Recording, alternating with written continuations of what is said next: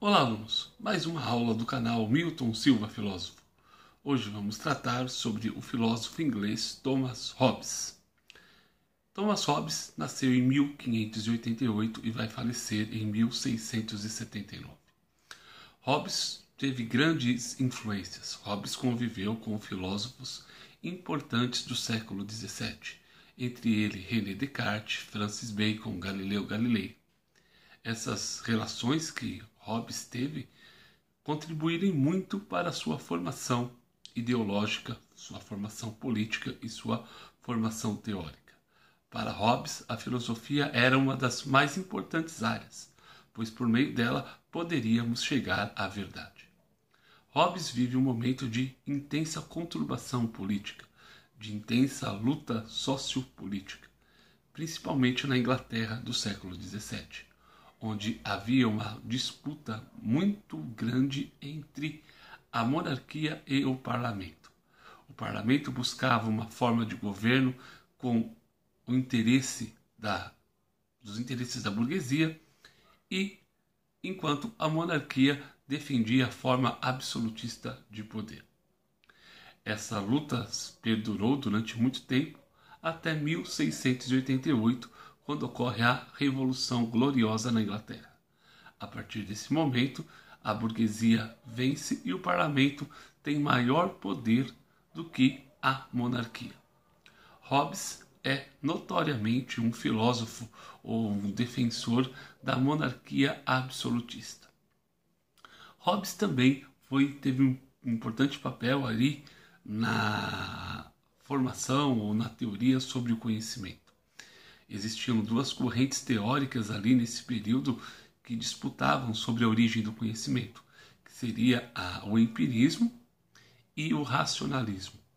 Hobbes era um empirista, era contrário à ideia de que nós nascemos com conhecimento inato. Esses seus estudos empíricos contribuíram muito também para a sua idealização política.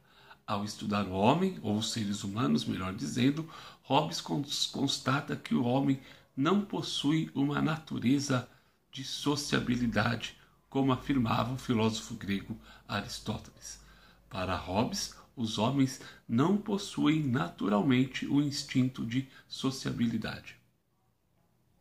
Hobbes vai fazer uma afirmação que mesmo aqueles que não conhecem a filosofia já ouviram a frase, ou já ouviram essa frase, que é: o homem é o lobo do homem.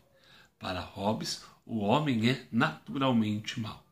E para frear esse seu ímpeto de maldade, esse seu ímpeto de crueldade, deve ter aquilo que ele chama de Estado. Hobbes faz parte de uma corrente teórica que ficou conhecida na história da filosofia como contratualista. Isso quer dizer que, para os contratualistas, o Estado nasce por meio de um contrato entre os homens. Num determinado momento da história humana, os homens criaram o Estado, porque perceberam que, naturalmente, os homens não seriam capazes de viver em sociedade.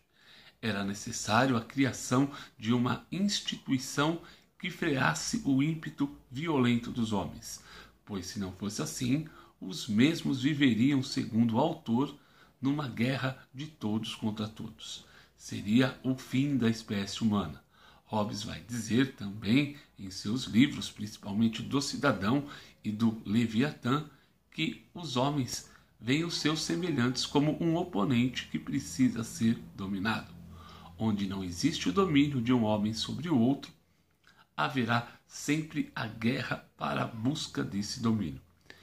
Na próxima aula veremos aí como Hobbes define a natureza antissocial do homem. Até a próxima aula. Desde já agradeço pelos comentários, pelas visualizações, e se quiserem tirar alguma dúvida, fiquem à vontade com o canal.